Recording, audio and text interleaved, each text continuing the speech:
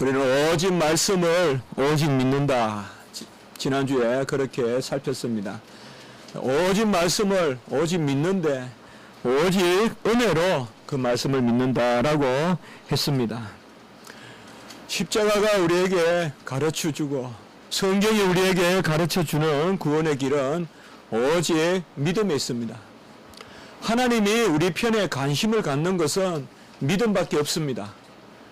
우리의 태생, 공로, 족보, 신화 아무 관심 안 갖습니다. 하나님은 오직 우리에게 믿음만을 관심을 갖는데 그 믿음도 에베소서 2장 8절, 3장 7절에 보면 선물로 주셨어요. 하나님은 선물로 주신 믿음만을 우리에게서 찾기를 원하시고 주신 것만 가지고 생각하시고 찾으시는 것입니다.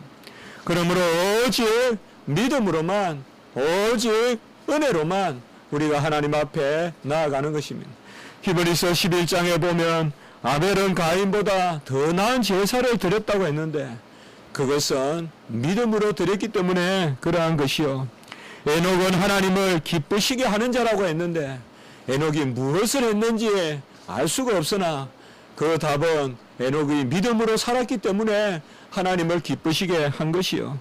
노아는 아직 보이지 않는 일에 경고하심을 받아 경외함으로 방주를 준비했다고 했는데 노아가 어떤 심리 상태로 어떤 심령 상태로 경외함으로 방주를 준비했는지 몰라도 성경은 분명히 노아는 믿음으로 살았다고 그렇게 말하고 있습니다.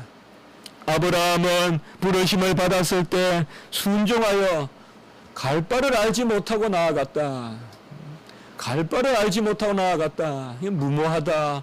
또 어떻게 보면 맹목적이다 라고 생각할 수 있지만은 믿음이 있으면 이것은 무모한 것이 아닙니다. 믿음으로 살 때는 갈 바를 모르고 나아가는 것이요. 믿음으로 살 때는 보이지 않는 것을 보는 듯이 바라보고 나가는 것이요. 믿음으로 살 때는 죽은 듯 방불한 내 몸에서 태아가 생기는 것을 바라고 간구하며 사라와 같이 잉태하는 힘을 얻어서 나아가는 것입니다. 이삭을 바칠 때 아브라함은 하나님이 능히 이삭을 죽은 자 가운데서 살리실 줄 생각하고 바로 모리아 산에서 이삭을 바쳤습니다. 분명히 하나님이 이삭을 살리실 것이다 라고 성경은 히브리서 11장 19절에 기록하고 있습니다. 왜? 믿음이 있었던 것이죠. 모세는 그리스도를 위하여 받는 수모를 애굽의 모든 보화와 보다 더 큰 재물로 여기고 보이지 아니하는 자를 보는 것 같이 하여 참았다고 했는데 이것도 믿음이 없이는 안 되는 것입니다. 보이지 않는 자를 보는 자 같이 이게 예수 그리스도를 뜻합니다. 그래서 애굽 궁정의 모든 보화보다 예수 그리스도로 인한 능력을 더 즐거워했다. 이것이 바로 모세의 신앙입니다. 이들이 오직 믿음으로 구원에 이르렀고 구약 백성도 오직 믿음으로 히브리 11장엔 전부 구약 백성 이야기예요. 그들도 오직 믿음으로 그리고 우리도 오직 믿음으로 구원에 이르는데 오직 믿음이라고 하는 것은 오직 은혜가 있기 때문에 오직 믿음이에요. 오직 은혜가 아니고 오직 은혜 플러스 공로가 있다 그러면 오직 믿음이 될 수가 없어요. 오직 은혜이기 때문에 오직 믿음이고 그럼 어찌하여 오직 은혜가 되느냐? 그것은 오직 그리스도께서 모든 것을 다 이루셔서 우리는 하나도 공로 없으나 1.1핵도 우리에게 돌릴 것이 없으나 예수 그리스도께서 다 이루심으로 아낌없이 자기 자신을 다 주심으로 다 이루심으로 그래서 오직 그리스도를 오직 은혜로 오직 믿음으로 구원에 이른다. 그래서 그리스도 외에 믿는 것은 믿음이 아니요 은혜 외에 공로를 헤아리는 것은 믿음이 아니요 오직 그리스도를 오직 은혜로 오직 믿는데 그것이 바로 오직 성경의 기록이다 이 말이에요. 성경은 뭐냐? 오직 은혜로 오직 그리스도로 오직 믿음으로 구원에 이르는 말씀을 기록한 것이 바로 성경이다. 그래서 오직 성경이다. 우리는 다른 것에서 믿음을 찾으면 안 됩니다. 믿음은 그리스도를 믿는 것이요. 교회를 믿는 것도 아니요. 누구에게 세례를 받은 것도 우리가 따질 것이 못 돼요. 오늘 말씀에 바로 앞에 보면 고린도 교회는 누구에게 세례를 받았느냐 이거 가지고 또 파가 나누어졌어요. 누구는 바울에게 세례를 받았니? 누구에게는 아볼로에게 세례를 받았니? 그래서 사도 바울은 1장 17절에 보면 그리스도께서 나를 보내심은 세례를 베풀려 하려 하심이 아니요 오직 복음을 전하게 하려 하심이로다. 세례와 복음은 함께 가는 것 같은데 맞아요.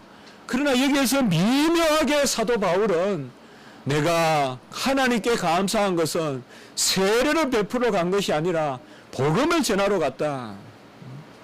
세례는 본질이 아니에요. 본질은 복음이에요. 로마 캐톨릭은 세례를 본질로 생각해요. 세례 받을 때 구원이 이른다고 생각해요. 그러나 우린 그게 아니에요. 예수 그리스도를 믿음으로 구원에 이르는 복음이 본질이다 이 말이에요. 전도자가 본질이 아니에요. 베드로가 사도 요한이 야고보가 여기 앞에 있는 목사가 본질이 아니에요. 누가 전하여라가 본질이 아니에요. 복음이 본질이에요. 전도자가 본질이 아니라 복음이 본질이에요. 그릇이 본질이 아니에요. 그것이 녹그릇이든 질그릇이든 은그릇이든 금그릇이든 그릇이 본질이 아니고 질그릇에 담긴 보배가 본질이에요.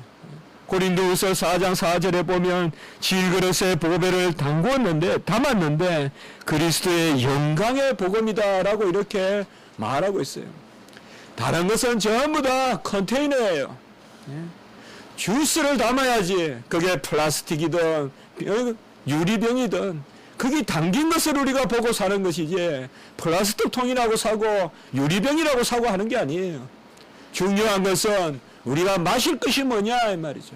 그게 본질이고 그게 실체고 그게 내 구원의 공로고 그게 시작이고 그게 끝이지. 어느 교회가 아니에요. 어느 목사가 아니에요.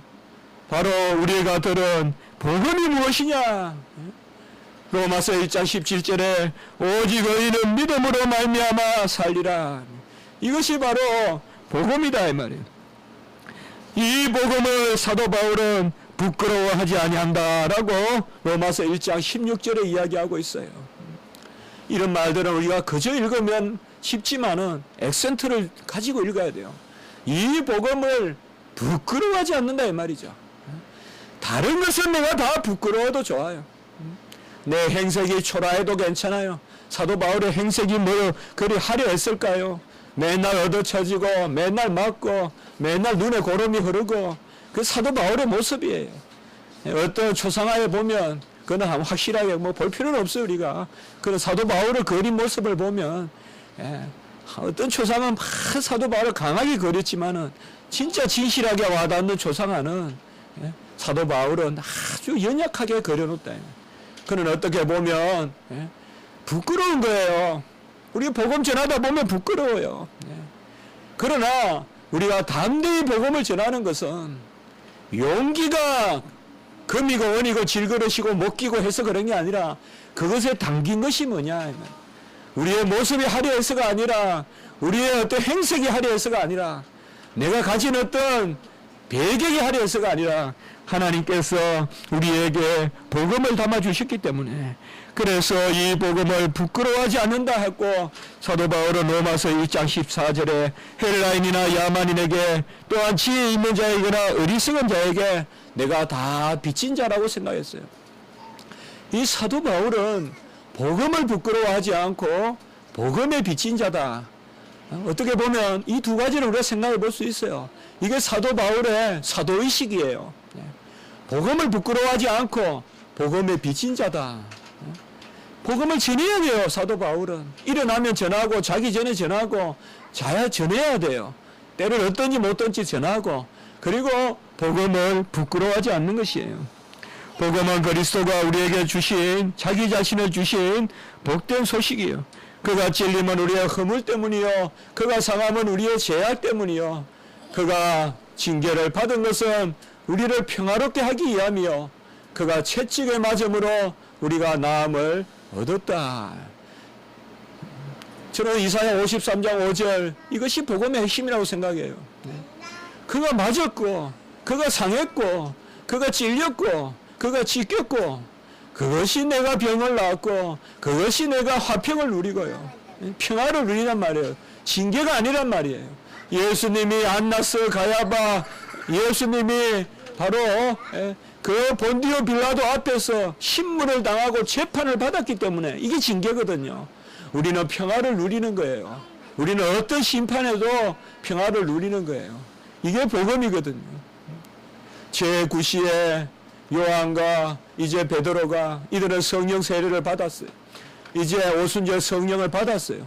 제자지만은 성령을 받고 이 제9시는 오후 3시입니다.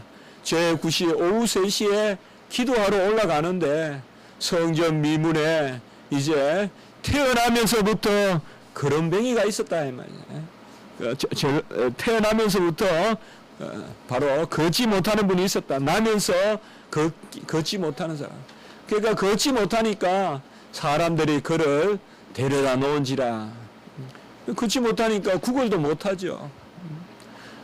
눈이 안 보이면 그래도 지팡이라도 짚고 다니면서 구걸하지만은 38년 된 병자나 여기 성전 미문 앞에 있는 병자나 더 딱해요. 움직일 수가 없는 거예요. 가만히 놔두면 죽어요. 죽어요. 움직일 수 없으니까. 이게 참 딱한 노릇이잖아요. 태어나면서부터 그랬어요. 그 사람들이 옮겨다 줘요. 그럼 옮겨다 주면 뭐 그저 착해서 옮겨줄까요? 그렇게 생각합니까? 다 옮겨주면 보수 받겠죠. 내가 옮겨줬으니 오늘 저녁에 또 구걸한 것 중에 얼마 내놔라. 모르겠어요. 그런 말씀이 없으니. 그러나 세상 이심이 그런 거 아니에요. 누가 그 나면서 부터 걷지 못하는 사람을 착한 마음으로 그렇게 옮겨다 주고 또 옮겨다 놓고 집에 데려다 놓고 데려다 주고 하겠어요. 돈 벌어 오라고 그렇게 하겠죠. 그가 바로 성전의 미문이라는 성전 문에 아름다운 문이라는 뜻인데 거기에 기도하러 가는 그런 요한과 베드로를 만났어요. 그러나 우리가 잘 알다시피 바로 은과 금은 내게 없거니와 내게 있는 이것을 내게 주노니 나사렛 예수 그리스도 이름으로 걸으라 라고 이렇게 이야기합니다. 그러니 그가 즉시 걷게 되었어요. 그리고 이 일로 이제 베드로가 솔로몬의 행각에 올라가서 설교를 하는데 예수로 말미암아 난 믿음이 이같이 완전히 낫게 하였다라고 증거합니다. 그래서 이 타고나면서부터 걷지 못하는 사람이 예수 그리스도를 믿음으로 말미암아 완전히 낫게 하였다라고 설교하니까 이제 믿는 사람들이 5,000명이나 되었어요. 그때 사두개인들과 성전의 관리 맡은 사람들이 이 베드로에게 나타나서 네가 과연 무슨 일을 했길래 저렇게 타고난 걷지 못하는 사람이 걷게 되었고 그리고 이 5,000명이나 이렇게 예수를 믿고 회개하고 이런 역사가 나타나느냐. 그러니 사도행전 4장 10절과 12절 우리가 익히 잘 아는 말씀이에요. 너희가 십자가에 못 박고 하나님이 죽은 자 가운데서 살리신 나사렛 예수 그리스도의 이름으로 이 사람이 건강하게 되어 너희 앞에 섰느니라. 우리가 매양 읽는 말씀이지만은 여기에 베드로의 말씀이에요. 제가 이 말씀을 준비하면서 이 말씀으로 특별히 생각이 나는 것이 너희가 십자가에 못 박고 하나님이 죽은 자 가운데서 살리신 나사렛 예수 그리스도 이름으로 이게 바로 복음이거든요. 너희들이 십자가에 못 박고 그리고 하나님이 살리신 그 나사렛 예수 그리스도의 이름으로 이 사람이 건강하게 돼요. 이게 바로 뭐예요? 아까 이사야 53장 5절에 그가 채찍에 맞음으로 나음을 얻었고 어떻게 보면 이 베드로는 예수 그리스도의 모든 행하신 일을 복음으로 알고 이사야 말씀을 떠올렸을 것이고 그리고 바로 예수님이 죽어서 다시 사심으로 말미암아 우리가 건강하게 되고 우리가 화평을 누리게 되고 우리의 죄악과 우리의 허물이 사함을 받게 된다는 것을 담대하게 전한 것입니다. 이것이 바로 복음인 것입니다.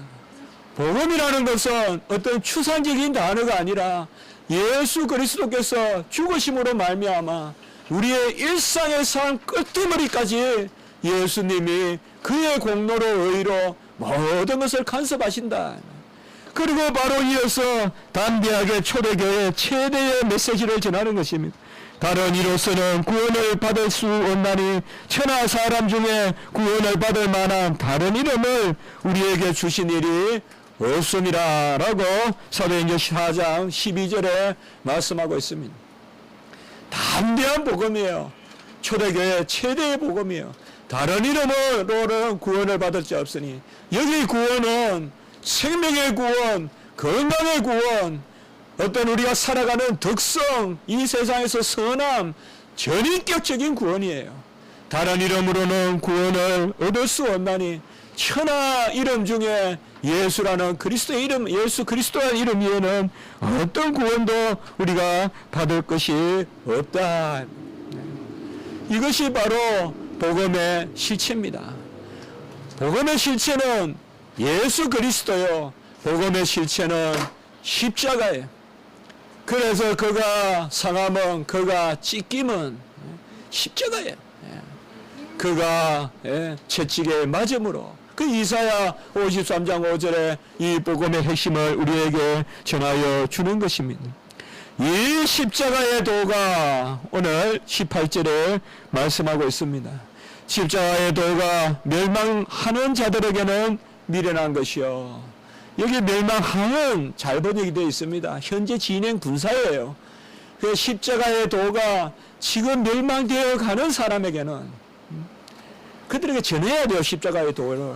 그들도 돌이킬 수 있어요. 그러나 멸망 가운데 있는 사람들에게는 십자가의 도가 미련한 것이요.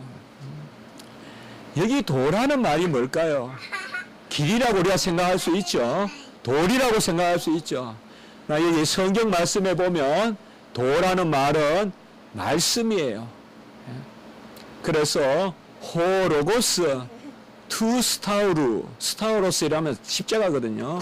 헬라어로 십자가의 말씀이란 뜻이에요. 오늘 여기 중국에서도 우리 오신 분이 계시는데요. 우리 유학도 오시고 했는데 오늘 처음 오셨는데, 중국에는 성육신을 보면, 중국 성경에 보면 도성이신 혹은 도성육신 이런 식으로 번역되어 있죠. 옛날에 우리가 성육신을 도성이신이라 그랬어요. 이렇게 조금 기억나시는 분도 있을 거예요. 성육신을 도성이신 혹은 도성육신, 도란 말이 뭐냐? 그때 말씀이에요. 말씀이 육신이 되셨다. 오늘 사실 여기에 보면 십자가의 말씀이에요. 제가 번역한다면 십자가의 말씀으로 하고 싶어요. 십자가의 말씀이 멸망당하는 자들에게는 미련한 것이요. 바로 십자가가 우리에게 전해주시는 말씀이다. 우리는 십자가를 보아서도 안 돼요. 오늘은 제가 말씀 가운데 실체가 그리스도라는 것을 말씀하려고 그래요. 십자가는 아니에요, 여러분들. 십자가 믿는 거 아니에요. 우리는 십자가의 말씀을 믿는 거예요. 십자가의 도를 믿는 것이에요. 그래서 이 십자가의 도가 믿지 않는 사람들, 바로 멸망하는 사람들에게는 미련한 것이다 라고 이렇게 말씀하고 있는 것입니다. 오늘 말씀해 보시면 23절에 보시면 우리는 십자가에 못 박힌 그리스도를 전하니 라고 이렇게 이야기하고 있죠. 여기에 그리스도가 강조점이에요. 십자가에 못 박힌 그리스도를 증거하니. 십자가도 믿음의 대상이 아니에요. 십자가는 그리스도를 전하는 그런 도구가 돼야 되지, 십자가를 만지면서 로사리오 그 로마 캐톨릭 아니에요, 여러분들. 만지면서 확신하는 거 아니에요. 십자가를 믿는 건지 그리스도를 믿는 건지 부적을 차고 다니는 건지 말씀을 믿는 건지 우리는 십자가의 말씀을 믿는 거예요. 바로 십자가에 못 박힌 그리스도를 믿는 거예요. 오늘 24절 보세요. 부르심을 받은 자들에게는 유대인에게나 헬라에게나 그리스도는 아주 오늘 주도 면밀하게 사도 바울이 18절에는 십자가에 도라고 했다가 23절에는 십자가에 못 박힌 그리스도라고 했다가 24절에는 아예 그리스도다라고 이렇게 이야기하고 있어요. 점점 십자가로부터 십자가에 못 박힌 그리스도에게로 나아가는 거예요. 먼 곳에서 십자가를 바라보는데 십자가 나무를 바라보지 말고 십자가에 달리신 그리스도를 바라보란 말이에요. 십자가의 도가 십자가에 못 박힌 그리스도를 우리는 전하니 그리스도가 우리에게 지혜고 능력이다라고 이렇게 말씀하고 있어요. 십자가는 우리의 추억이 아니에요. 그리스도가 우리의 추억이 돼야 돼요. 십자가는 우리의 기억할 바가 아니에요. 그리스도가 우리의 기억할 바예요. 그리스도가 입었던 옷이 십자가예요. 그리스도가 달려셨던 그 나무가 십자가지 나무를 숨기는 것이 아니라 본질은 그리스도다 이 말이에요. 유대인은 표적을 구한다라고 했죠. 유대인은 어떻게 보면 표적을 구해서 그 십자가가 그들에게는 그리끼는 것이요. 23절에 이 그리끼는 그냥 말이 바로 뭐야? 걸림돌이란 말이에요. 이것이 바로 영어로 말하면 스텀블링 블록, 바로 거치는 돌이라는 뜻이에요. 십자가가 표적을 구하는 유대인들에게는 거치는 돌이요. 유대인들이 십자가에 걸려 넘어졌다는 뜻이에요. 이걸 초대교회의 이레니우스 혹은 어거스틴 혹은 밀사의 그레고리, 우리 이런 분들 좀 기억할 필요는 있어요. 우리 다 믿음의 선조들이에요. 교부들인데 이분들은 이 구절을 어떻게 해석했느냐. 주석에는 안 나와요. 그러나 우리가 책을 읽다 보면 이 구절을 어떻게 해석했느냐. 십자가의 도가 혹은 십자가에 달리신 예수 그리스도가 표적을 쫓는 유대인에게는 거치는 것이요 혹은 걸리는 것이요 혹은 거치는 돌이 되는 것은 뭔가 하면 십자가의 표적이 뭐예요 여러분들? 십자가는 연약한 거잖아요. 무능한 거잖아요. 죽는 거잖아요. 그러니까 이 표적을 좋아하는 유대인들은 그저 오병 이어의 기적을 일으키고 나사로를 살리고 가나의 물이 포도주가 되고 그런 것은 표적을 쫓아다니니까 섬기는데 십자가는 연약하다 이 말이에요. 표적을 좋아하는 유대인들은 십자가에 달린 예수님을 보고 완전히 예수님을 포기했다는 거 이제. 더 이상 예수는 표적이 없다 이거죠. 뭐 저게 십자가의 표적이 될 수 있느냐. 그러면서 덥석 예수님을 죽였다는 거예요. 이게 이제 이레니우스의 해석이에요. 그래서 예수님이 사망을 이기시려고 그들에게 미끼를 던졌는데 꼭 이렇게 표현했어요. 미끼를 던졌는데 그 미끼를 사탄이 덥석 물었다는 거예요. 그 미끼가 뭐냐? 예수님의 십자가의 죽으심이에요. 예수님은 죽음을 죽이려고 자기 자신의 죽음을 미끼로 던졌다는 거예요. 마치 죽은 지렁이를 달아서 던지니까 붕어가 그것을 덥석 물고는 결국은 붕어가 죽어버리듯이 그렇게 설명하고 있는 거예요. 우리가 이것을 그대로 다 인정하지는 않습니다. 이런 교리를. 그러나 이 말씀에는 부합해요. 덥석 연약한 것을 물은 거예요. 그들은 표적을 쫓아다니기 때문에 표적 쫓아다니다가 사망에 이른다는 걸 아셔야 돼요, 여러분들. 연약한 것이 강함이에요. 하나님 안에서. 십자가가 표적이 돼야 되는데 유대인들은 이 십자가의 표적을 몰랐어요. 그렇게 민수기 신명기 그렇게 말씀을 보면서도 바로 저주의 죽음, 십자가의 죽음, 장대에 달려서 죽어야 된다는 것을 예언하셨음에도 불구하고 이스라엘 백성들은 그 말씀을 믿지 않았어요. 분명히 주님은 장대에 달린 저주의 죽음을 죽으리라고 이미 모세오경에서 예언하셨단 말이에요. 신명기에서. 그런데도 그들은 이 말씀을 믿지 않고 표적을 쫓아다니다 보니까, 표적이 뭐예요? 세상 것이에요. 표적이 뭐예요? 지각되는 것이에요. 표적이 뭐예요? 땅의 것이에요. 표적이 뭐예요? 현세적인 것이에요. 이것만 쫓아다니고 이것만 익숙하다 보면 덥석 죽음에 이른단 말이에요. 죽음에 이르면 바로 유대인들은 표적을 좋아하고 쫓아다니다가 바로 십자가의 걸림에 넘어졌다 이 말이에요. 우리도 살아갈 때 조금 덜해도 괜찮아요, 여러분들. 절대 뇌물 받지 마세요. 절대 더러운 돈 받지 마세요. 아예 끊으세요. 아예 끊으세요. 생각도 하지 마세요, 여러분. 분명히 부끄러움이 기다리고 있고요. 더러운 돈 받지 마세요. 그런 거 가지고 재산 안 늘어요.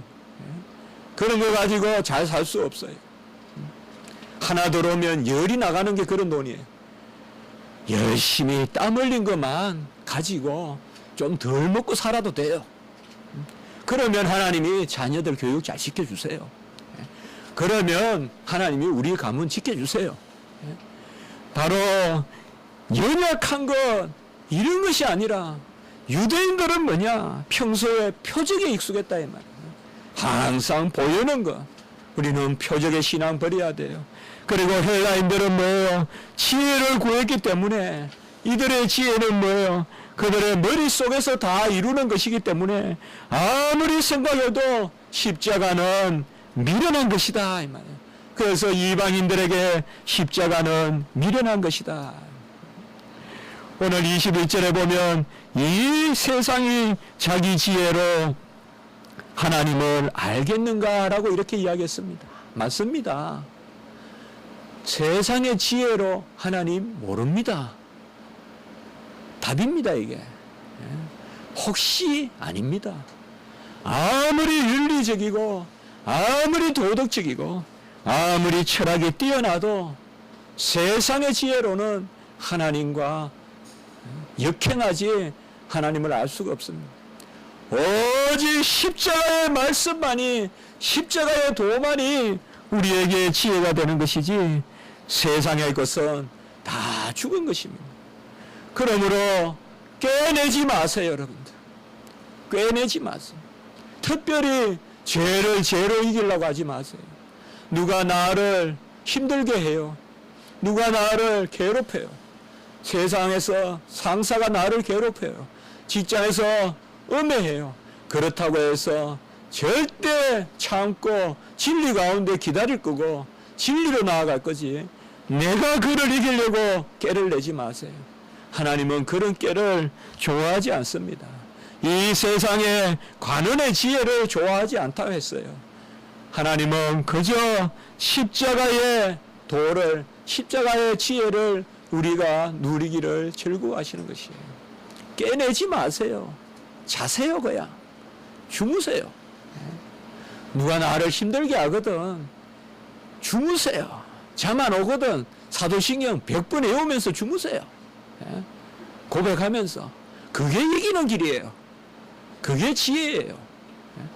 끙끙 앓면서 3시, 4시, 5시까지 머리 쓰면서 초췌한 모습으로, 불안한 모습으로 그 다음날 대응해 봤자 절대 우리가 세상을 이길 수 없어요. 세상을 이기는 힘은 예수 그리스도의 믿음이요, 세상을 이기는 힘은 그리스도께서 우리에게 주시는 그 지혜예요. 잠언 8장 34절에 보면 대저 나를 얻는 자는 생명을 얻고 여호와께 은총을 얻을 것임이라. 여기 잠언 8장에 나는 지혜예요. 잠언 8장은 지혜의 장이에요. 우리 주일학교 학생들은 이제 이런 거 너무 요새 많이 배워서 우리 어른분들 조금만 게으르면 우리 주일학교 못 따라가요. 막 다 해요, 우리 주일학교 학생들은. 지혜의 장이에요. 대저 하나님의 지혜, 호크마, 이게 바로 로고스예요. 오늘 여기 나오는 도예요. 도. 십자가의 로고스, 십자가의 말씀, 이게 구약에는 호크마예요. 지혜. 예? 그래서 대저 나를 얻는 자는 생명을 얻을 것이요 여호와께 은총을 얻을 것입니다 라고 이렇게 말하고 있습니다. 우리가 꾀를 내서 되겠어요, 여러분들? 하만과 같이 꾀를 내서 되겠냐고요? 꾀내지 마세요. 그냥 당하세요. 당하세요, 여러분들. 꾀내지 마세요. 당하는 게 최고의 꾀예요. 이기는 거예요. 나를 짓누르거든 짓밟히세요. 최소한 그것으로 이기려 하지 마세요, 여러분들. 끙끙 앓으면서 여호와 앞에서 감사하세요. 그러면 생명이 있고 지혜가 있습니다. 우리가 보디발의 아내같이 수를 써서 되겠어요? 그래서 한 남자를 얻으려고 해서 되겠어요? 안 됩니다. 하나님이 안 세우면 안 됩니다. 하나님이 세우셔야만이. 아무리 아이도벨이 머리가 좋았지만은 하나님은 후세의 계략을 들어서 써므로 아이도벨을 물리치신 거예요. 하나님의 뜻이 아니면 아무리 머리가 좋고 제갈공명이거든요. 아이도벨이 제갈공명이에요. 우리가 삼국지로 말하면. 그러나 마지막 한번 하나님 편에 안 서다가 당하는 거예요. 하나님이 안 쓰시면 모든 지혜가 필요 없어요. 바로 우리는 하나님이 우리에게 주시는 지혜, 내가 지혜 있는 자들의 지혜를 멸하고 총명한 자들의 총명을 폐하리라고 19절에 말씀하고 있어요. 이사야서에 말씀하고 있어요. 지혜는 폐하고 총명도 폐하고, 그리고 20절에 보면 지혜 있는 자가 어디 있느냐, 선비가 어디 있느냐. 선비는 여기에 쉽게 풀어서 쓰면 글쟁이에요. 글쟁이, 서생. 글 쓰는 사람이 어디 있느냐, 변론가가 어디 있느냐. 여기 변론가는 쉽게 풀면 말쟁이에요.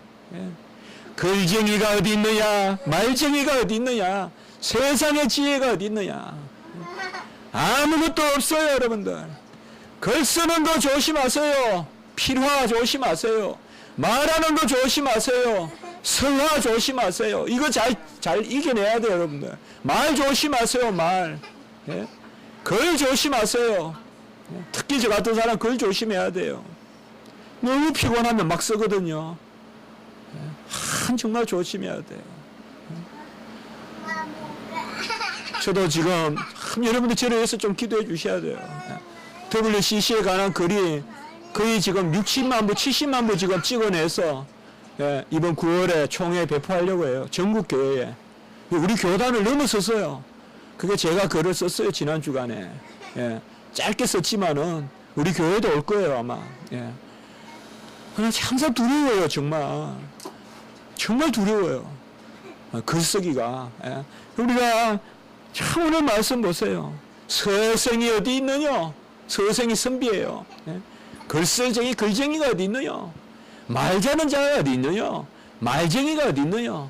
오직 지혜는 바로 이 세상의 지혜가 아니라 하나님의 지혜만이 우리의 지혜다.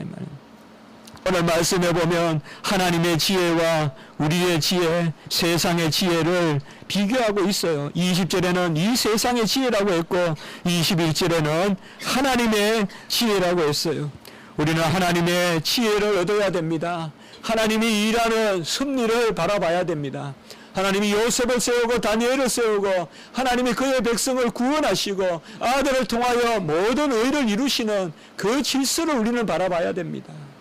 절대 시원하게 해결하려 하지 마세요. 제가 자주 하는 말이에요. 성도는 시원한 거 좋아하면 안 돼요. 끝까지 참으세요. 끙끙 앓으세요. 시원하게 다 끊어버리고 그러면 안 돼요, 여러분들. 즉시 능력이 없어져요. 그것만 아세요, 여러분들. 하나님 앞에 근심하고 두려워하고 참고 할 때 능력이 있어요. 시원시원하게 잘라버리고 단절하고 버리고 멀리하고 떠나고 그거 아니에요, 여러분들.